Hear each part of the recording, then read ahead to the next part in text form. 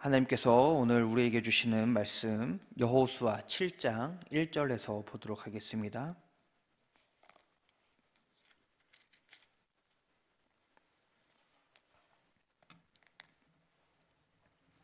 여호수아 7장 1절입니다. 제가 보는 성경으로 구약 327쪽에 있습니다.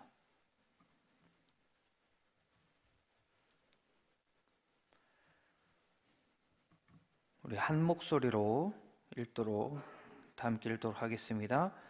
이스라엘 자손들이 온전히 바친 물건으로 말미암아 범죄하였으니 이는 유다 지파 세라의 증손 삽디의 손자 갈미의 아들 아간이 온전히 바친 물건을 가졌음이라. 여호와께서 이스라엘 자손들에게 진노하시니라. 아멘. 흔히 우리가 하는 실수 중에 하나가 있는데요. 바로 일반화의 오류라고 하는 것이 있습니다. 이것은 어떤 몇 개의 사례나 경험을 통해서요, 전체의 이 속성을 단정짓는 것입니다. 그러니까 하나, 두 개, 이게 계속 반복되니까 모두가 그런 거야 이렇게 생각을 하는 것이죠. 신방을 하고 차를 마시면서요, 이야기를 나누는데 어떤 집사님이 이런 말을 합니다. 남편이 그동안은 교회에 대해서 좀 중립적으로 생각을 하고 있었는데 이번 코로나로 인해서 상당히 부정적으로 바뀌었다 이렇게 이야기합니다. 그런데 왜 그런가 했더니 언론에서 교회발 코로나가 터지고요, 그 교회가 어떤 안 좋은 모습들이 나오니까 이것이 교회의 모든 것, 교회의 전부인 줄 알고 이제 모든 교회가 그럴 것이다 이렇게 생각을 하면서 교회에 대해서 부정적으로 생각을 한다라고 이야기를 합니다. 결국 이런 시기에 교회가 먼저 본이 되고 좋은 이슈들이 나오고 그러면 참 좋겠는데 그렇지 못하다라는 것을 또 알게 된다라는 것이죠. 우리나라에는 수많은 교회가 있습니다. 그 모든 교회가 방역수칙을 잘 지키는지는 우리가 다 조사할 수는 없겠죠. 마치 우리나라에 존재하는 모든 식당, 모든 기업들, 이 모든 곳을 방역 잘하고 있는지 조사하고서 이걸 통계낼 수 없지 않습니까?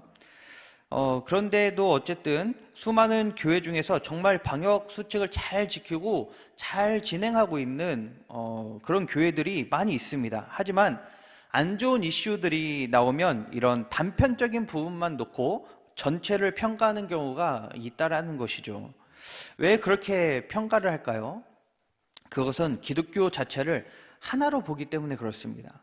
각각의 개교회로 보는 것이 아니라 교회라는 커다란 덩어리로 보니까 이런 문제들이 발생을 하는 것이죠. 이런 상황이 되면 참 억울한 교회들이 많습니다. 저희도 방역수칙을 잘 지키면서 예배드리고 이렇게 진행을 하고 있는데 마찬가지로 열심히 그렇게 방역수칙을 지키면서 모범적으로 하고 있는 교회들이 있는데 그런 교회들이 그렇지 않은 교회들과 어쨌든 똑같은 취급을 받으니까 기분도 나쁘고 또 억울하기도 하고 그리고 많이 어려움을 겪기도 합니다. 오늘 말씀이요, 이와 비슷하게 느껴질 수 있는 내용이 약간은 들어 있습니다. 오늘 말씀 여호수아 7장은 여리고성 전투를 끝낸 다음에 아이성 전투가 있는 장면입니다. 우리가 알다시피 아이성 전투는요, 이스라엘의 참패로 끝나는 전투입니다. 난공불락의 이 여리고성을요, 무혈입성한 것과는 정말 반대되게 아이성 전투는 참혹하기 그지가 없습니다. 아이성은요, 여리고성에 비해서 규모도 작고 그리고 점령하기에도 전혀 어려워 보이지 않는 그런 곳이었습니다. 왜냐하면 아이성을 여호수아가 정찰을 보내는데 정찰을 하고 온 사람이 이야기하기를 3절에서 이렇게 이야기합니다. 백성을 다 올라가게 하지 말고 2-3천 명만 올라갈 수 있도록 해주세요. 그들은 소수이니 아이성에 있는 사람들은 소수이니까 그 백성들을 그리로 보내서 수고롭지 하지 않게 모든 백성을 보내지 말고 2-3천 명만 보내도 됩니다. 이렇게 이야기하는 것이죠. 틀린 말은 아니라고 생각합니다. 노예로 살던 이스라엘이요, 광야를 지나면서 수많은 전쟁을 거쳤으니 나름대로 전쟁에 대해서도 어느 정도 눈이 튀었을 것입니다. 그러니까 아이성을 보고 이 정도 성이면 그래, 이 정도 인원이면 될 거예요, 이렇게 우리가 생각을 할 수 있겠죠. 그래서 우리도 어떤 한 분야에서 여러 경험을 하다 보면 이 정도면 되겠다, 이 정도면 괜찮아 하고 이렇게 진행을 하는 경우가 있습니다. 그런데 항상 문제는 예기치 않은 곳에서 발생을 한다는 것이죠. 이스라엘과 아이성의 이 전쟁도 그렇습니다. 당연히 이길 줄 알았던 이스라엘, 이 전쟁에서요 참패를 당하는데 5절에서 보니까 36명이 죽고요, 그리고 이스라엘 백성의 마음이 녹아서 물같이 되었다, 이렇게 이야기하고 있습니다. 그렇다면 이렇게 된 이유가 어디에 있을까요? 바로 1절의 내용입니다. 1절에서 이 7장에서 일어나는 이 원인을 보여주고 있는데요, 그에 대한 상황과 1절에서 나타나는 행동으로 인해 어떠한 결과가 나타났는가가 우리 7장에서 잘 볼 수 있습니다. 처음에 말씀드린 것처럼 누군가가 보면 억울한 상황, 누군가가 보면 왜 이렇게 일반화를 시키지? 라고 하는 상황이 1절에 기록됩니다. 우리 1절을 다시 한 번만 같이 읽어보도록 하겠습니다. 이스라엘 자손들이 온전히 바친 물건으로 말미암아 범죄하였으니 이는 유다 지파 세라의 증손 삽디의 손자 갈미의 아들 아간이 온전히 바친 물건을 가졌음이라. 여호와께서 이스라엘 자손에게 진노하시니라. 아멘. 혹시 읽으면서 약간 이상한 점 못 느끼셨나요? 마치 하나님이 일반화의 오류를 범하는 것 같은 느낌 못 받으셨습니까? 여리고성을 함락하고요, 그곳에 있는 모든 것을 진멸합니다. 다 불태우고요, 다 없애버립니다. 결코 전리품을 취하지 말라고 하나님이 말씀하시는데 아간이라는 사람이 모르게, 아무도 모르게 전리품을 취합니다. 그러면 우리가 생각하기에는 어떻습니까? 이 아간이라고 하는 이 사람만 잘못한 것이고 다른 사람들은 아무 잘못 없는 거 아닌가요? 그러니 하나님께서 만약에 진노하시더라도 이 아간이라고 하는 이 한 사람한테 진노를 해야지 이스라엘에게 진노를 하면 안 된다라는 생각이 우리의 일반적인 생각이라는 것이죠. 그런데 오늘 말씀 보면요, 어떻습니까? 하나님은 그렇게 하지 않습니다. 아무도 모르게 이 취한 전리품, 그런데요, 아무도 모르게 혼자서 이렇게 진행한 일을요, 1절에서는 이스라엘에게 진노했다라고 말합니다. 그러니까 이스라엘의 범죄로 보신다라는 것이죠. 아간의 한 개인의 범죄를 이스라엘의 범죄로 확대해서 하나님은 보신다는 것입니다. 그렇다면 아간이 범죄한 이 죄, 이것이 무엇일까요? 바로 탐심입니다. 탐심. 제비를 뽑아서 범인으로 지목된 아간이 등장합니다. 사람들 앞에서 그동안의 사실을 고백해요. 여리고성 전투 후에 이 시날산의 아름다운 옷을 보고, 외투를 보고 그것을 가졌습니다. 그리고 은 200세겔과 금 50세겔을 제가 탐내어서 취하고 이것을 땅속에 묻어두었습니다. 이렇게 여호수아에게, 그리고 주변에 있는 사람들 앞에서 이것을 이야기합니다. 10계명의 마지막 계명이 내 이웃의 집을 탐내지 말라라는 것이죠. 이웃의 모든 소유를 탐내지 말라는 것입니다. 탐심은 모든 죄를 유발시키는 원인이 됩니다. 그런데 우리가 욕심내야 하는 한 가지가 있습니다. 무엇일까요? 바로 우리는 하나님의 말씀에 대해서는 욕심을 내야 됩니다. 하나님의 말씀에 순종하는 것에는 욕심을 내야 됩니다. 그런데요, 하나님의 말씀에 욕심내지 않으니 다른 것을 욕심내고요, 다른 것을 바라보고요, 하나님의 말씀에 순종하지 않게 되는 것입니다. 다른 것을 욕심낸 사람의 최후가 바로 오늘 말씀 이 아간의 모습이 됩니다. 재물을 욕심낸 아간, 히브리어로 아칸인데요, 그 뜻이요, 재난, 불행, 근심, 이런 뜻입니다. 그 이름의 뜻이. 아간이 죽은 곳이 어디입니까? 뒤에 내용을 보면 쭉 나오는데 아간이 죽은 곳이 아골 골짜기입니다.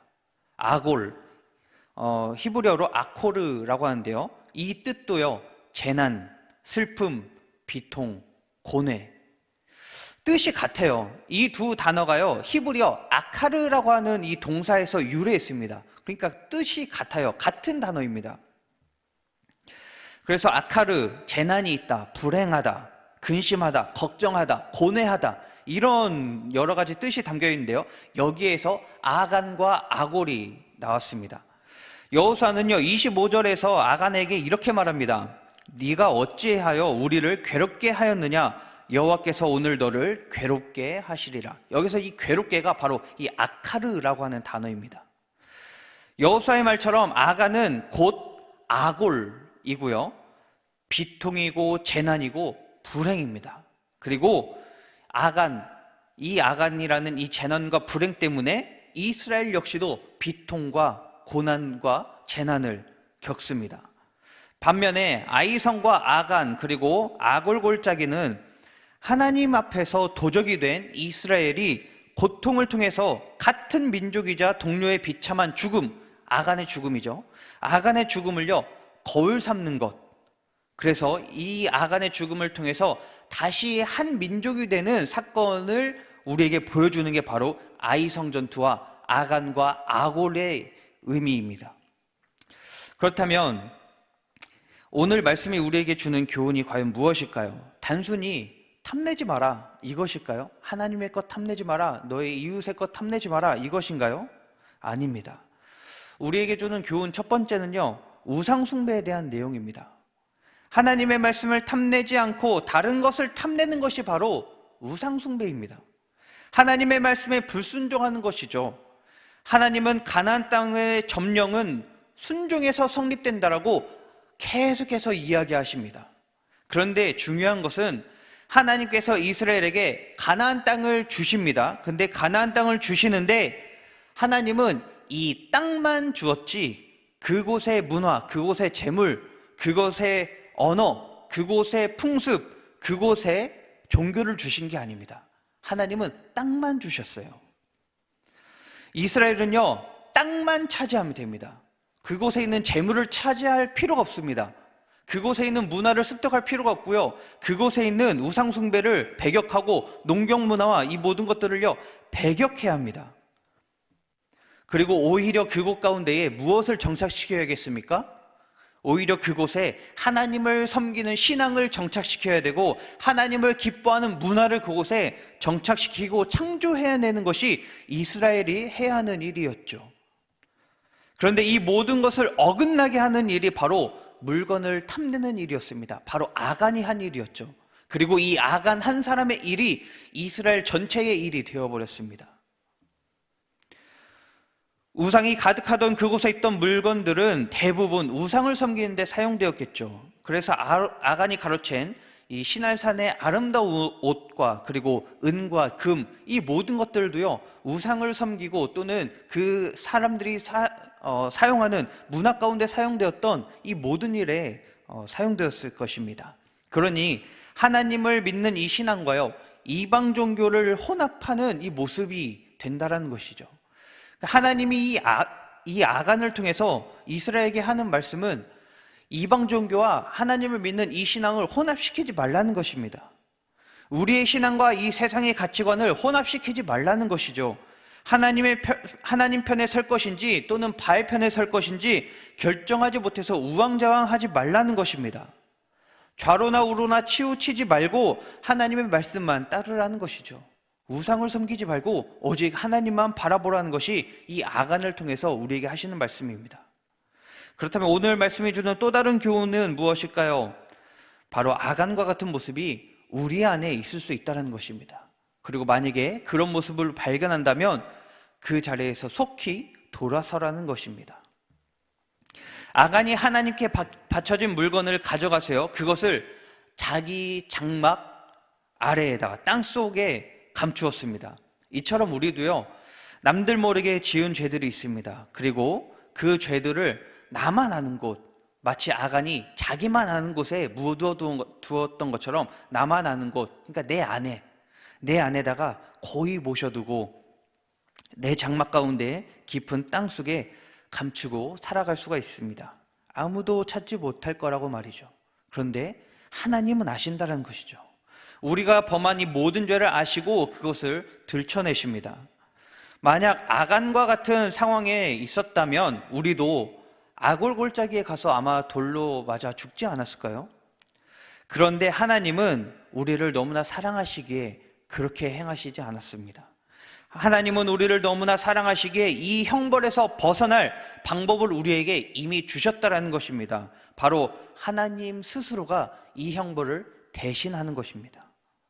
하나님 스스로가 이 형벌을 당함으로써 죄의 대가를 치르신 것이죠. 그리고 이 사실을 믿고 회개하고 돌이키는 사람에게 이 형벌로부터 벗어나는 은혜, 구원의 은혜를 주시는 것입니다. 아골골짜기가 오늘 말씀에서는 재난, 슬픔, 비통, 고난, 이러한 장소로 사용됩니다. 그런데요, 뒤로 구약 성경의 뒤에 이사야서 65장과 호세아 2장에서 보면요, 아골골짜기가 좋은 땅, 번영의 땅으로 나오는 것을 볼 수 있습니다. 이처럼 오늘 말씀을 기억하고 또 말씀대로 살아가고자 하는 우리에게 하나님께서는 이 재난과 슬픔과 비통을 번영과 좋은 것으로 바꿔주시는 분이신 줄을 믿습니다. 그렇게 믿으며 나아가는 우리 성도님들 되기를 간절히 소망합니다. 기도하겠습니다. 하나님 감사합니다. 오늘 아간의 사건을 통해서 우리의 삶을 돌아보게 하시니 감사합니다. 아간의 모습에서 우리의 모습과 삶이 발견되었을 때에 속히 그 자리에서 돌이키며 하나님께 무릎으로 나아가는 우리가 되게 하여 주시옵소서.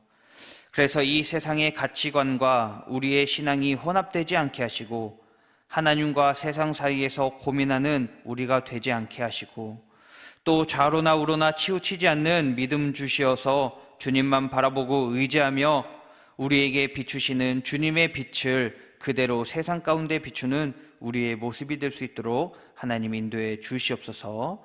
이 모든 것들을 주께 맡기오며 사랑이신 예수님의 이름으로 기도하옵나이다. 아멘. 주기도문으로 마치도록 하겠습니다. 하늘에 계신 우리 아버지, 아버지의 이름을 거룩하게 하시며 아버지의 나라가 오게 하시며 아버지의 뜻이 하늘에서와 같이 땅에서도 이루어지게 하소서. 오늘 우리에게 일용할 양식을 주시고 우리가 우리에게 잘못한 사람을 용서하여 준 것 같이 우리 죄를 용서하여 주시고 우리를 시험에 빠지지 않게 하시고 악에서 구하소서. 나라와 권능과 영광이 영원히 아버지의 것입니다. 아멘.